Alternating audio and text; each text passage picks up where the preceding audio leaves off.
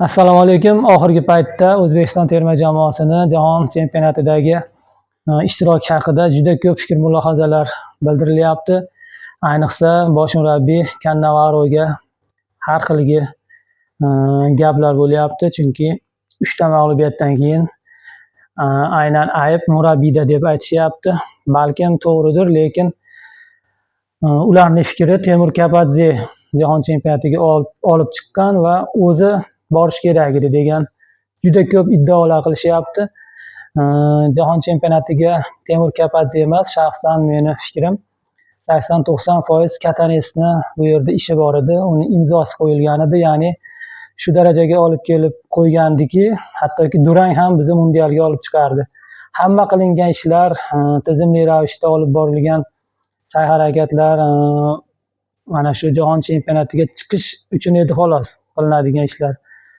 Hech bir odam, hech kim, federatsiya ham, ya'ni futbol federatsiyamiz ham, murabbiylar ham, Kannavaro kelib ham biz jahon chempionatida bunaqa ish olib boramiz, bu yerda ochko tortib olamiz degan bironta odam yoki futbolchilarni ham ko'zi yonib biz albatta guruhdan chiqamiz, bunga kuchimiz yetadi degan narsani aytishgani yo'q. Hattoki Kannavaro ham bunaqa degani yo'q. Chunki federatsiya tomonidan ularga bosim bo'lmasin degan maqsadda 3 ta o'yinni xohlagancha o'tkazinglar degandek qilib jo'natildi.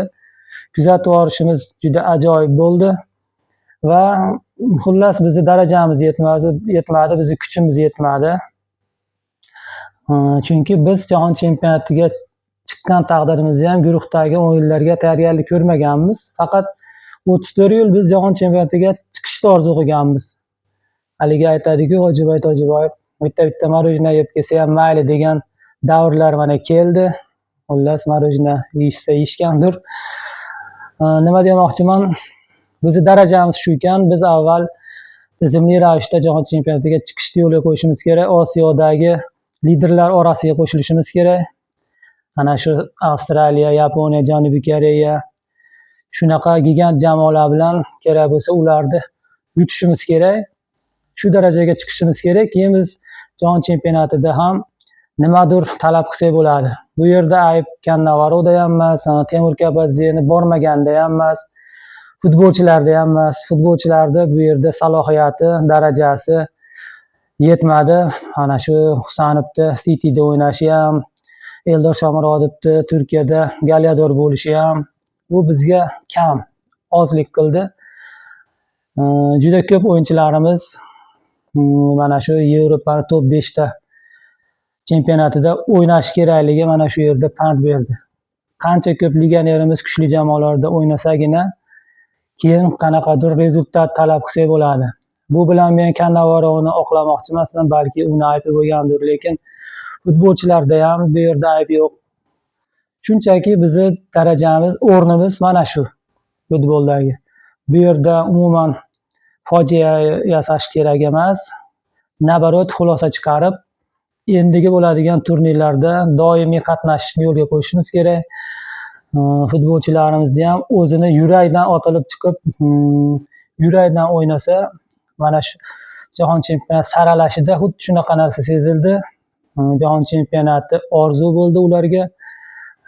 Niyat qilishdi mana shu yerga chiqishga va yurakdan shu narsaga intilishdi va chiqishdi. Lekin u yerdagi o'yinimiz bunaqa bo'lmadi. Hech qaysinisini ko'zida ko'rmadim. Ko'rindi endi Husanov bitta ikkita o'yinchi bilan bu yetarli bo'lmaydi. 100% komandamiz tayyor bo'lish kerak. Biz albatta buni uddalaymiz, chiqamiz. Guruhdan kerak bo'lsa keyin etap-metap ketaveramiz degan gaplar ham bo'lish kerak. Bu meni shaxsiy fikrlarim. Albatta negativ fikrlar hamma joyda, har yerda bu bo'laveradi.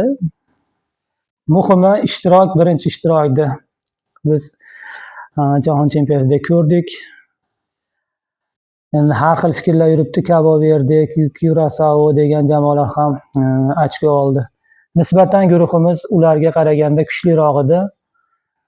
Uni ustiga bizga vazifa qo'yilmagandi. Biz vazifa qo'yilmagandan keyin unaqa ochko olmaymiz degandek qilib mana 3 ta mag'lubiyat bilan qaytyapmiz.